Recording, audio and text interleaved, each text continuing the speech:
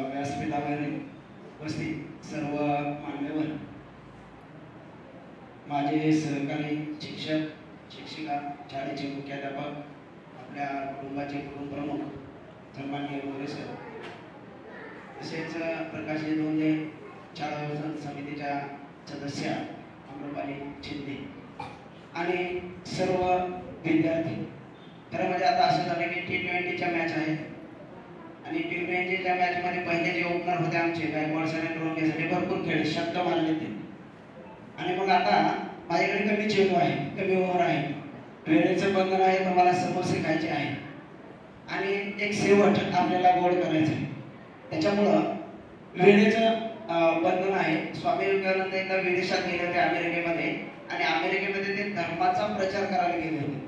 तर धर्माचा प्रचार करत असताना कोणीतरी त्यांना विचारलं की धर्म म्हणजे काय किंवा भारताचा धर्म काय, तर त्यांनी सांगितलं भारताचा धर्म भाकरी आहे. जोपर्यंत शेवटच्या माणसापर्यंत भाकरी भेटत नाही तोपर्यंत धर्म हा व्यर्थ आहे. आणि या ठिकाणी एक फक्त मी किस्सा सांगतो की एक कवीनं रात्री त्याला सुचलं आणि त्यानं एक ओळ केली की ज्ञान हा माणसाचा तिसरा डोळा आहे. ऐकवायचे कोणाला, बायकोलाच ऐकवले उठवून रात्री 2 वाजता की मी 2 शब्द दिले, ज्ञान हा माणसाचा तिसरा डोळा आहे. बायकोने सांगितलं खूप चांगली ओळ आहे, दुसरा असो, पहिला असो, नाही तर तिसरा असो, पण तो उघडा पाहिजे, हे महत्वाचं आहे.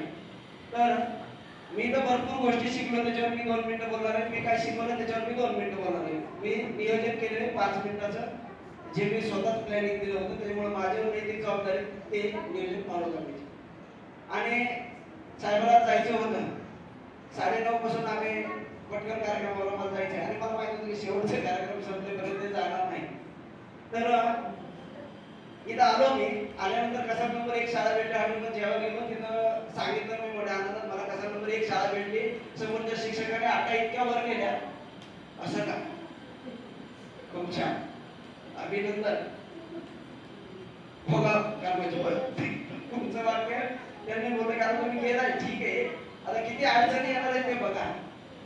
आणि मी आल्यानंतर मी याच्यामध्ये आल्यावर बघितलं मुलं एकदम टकाटक घेते करून मी इन करत नव्हतो. मी माझ्या पण गोष्टी सांगतोय, मी काय शिकलोय बोलतोय. मी इथं आल्यानंतर इन करायचं होतं, मुलं मला माहिती ते सगळे आहे, त्यांना माहिती. त्यांनी सांगितलं मला इन केल्यानंतर शूज लागतो. म्हणजे इथपासून या शाळेने मला शिकवलंय. मी काय शिकवलंय हा पुढचा भाग आहे. आधी मी शिकलो आणि नंतर मला कळलं की यांना इंग्रजी शिकवायचं, यांना गणित शिकवायचं, यांना मंत्र शिकवायचंय, मला ते आलं पाहिजे. आणि नंतर त्या पद्धतीने मी मला अपडेट करायला सुरुवात केली. मी तज्ञ नाही, मला कॉम्प्युटरचं ऑन ऑफ सुद्धा करता येत नाही. इतक्या याच्यापासून मी कसाऱ्यात आल्यावर सुरुवात केली आणि स्वतःला प्रयत्न केला की यांना शिकवण्याच्या पात्रतेवर मी जाईल का. आणि याच्यानंतर भरपूर एक पहिलीचा वर्ग आला तर पहिलीचे 20 पुस्तकं वेगवेगळ्या लेखकाचे वाचले, वेगवेगळ्या मुलाखती पाहिल्या. आता वारेसरची मुलाखत मी 4-5 वेळेस पाहिली, ज्यांनी प्रयोग केले. आणि मी भावनिक या अर्थाने होत नाही की माझ्या जे दृष्टीने मला जे होतं ते मी देण्याचा प्रयत्न केला. कदाचित ते कमी असेल, जास्त असेल, ते येणारा काळ ठरवेल, ते मी आता सांगू शकत नाही.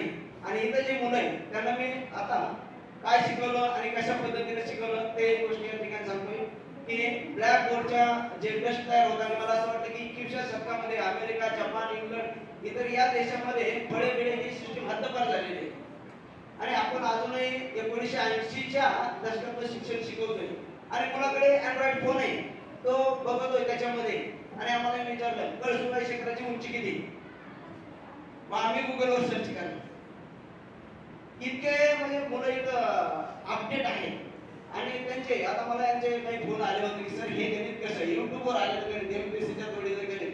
मला 1 दिवस 1.5 दिवस लागला आणि ते शोधून भेटलं मला ते उत्तर. पण ते एक समाधान असतं मुलांनी सुद्धा. आता तुम्ही बसताय तिथं 5वीला गेलात तुम्ही, तर 5वीला गेल्यावर लक्षात घ्या, आता जर स्वप्न तुम्ही बघितलं की मी कलेक्टर होणार, मी डॉक्टर होणार, काय होणार, तर ते पूर्ण कोणाचं होतं ते फक्त मी सांगतो. जो रात्री स्वप्न बघतो त्याचं पूर्ण होत नाही. जो दिवसा स्वप्न बघतो आणि त्याच्यासाठी जगतो, रात्रीचा दिवस करतो, त्यांचे स्वप्न पूर्ण होतात. आता 14 एप्रिलला आपण जयंती केली, खूप नाचलो, डीजे केला, का शाळेमध्ये कार्यक्रम केला. पण बाबासाहेबांनी 6 वर्षाचा अभ्यासक्रम 3 वर्षात कसा पूर्ण केला असेल, तुम्हाला तुमचे धडे एका वर्षात कंप्लीट होतात का? मग तितका एफर्ट आपल्याला द्यावा लागतो, त्यावेळेस आपण महान बनतो. तर इथं स्पर्धा परीक्षा असेल, जे जनरल नॉलेजचे ते सुरू करण्यासाठी मी प्रयत्न केला आणि एक मुलाचा प्रतिसाद चांगला भेटला. तर आता जी मुलं जाणार आहेत, जो माझ्या वर्गातले आहेत, 4थीचे आहेत, त्या सगळ्यांना माझ्या शुभेच्छा आहेत की तुम्ही पुढे जाऊन खूप मेहनत करा आणि एक गोष्ट करू नका ज्याच्यामुळे आपल्या आई वडिलांची मानहानी होईल, त्यांना वाईट वाटेल, दुसऱ्याला त्रास होईल, अशी कोणतीही गोष्ट करू नका.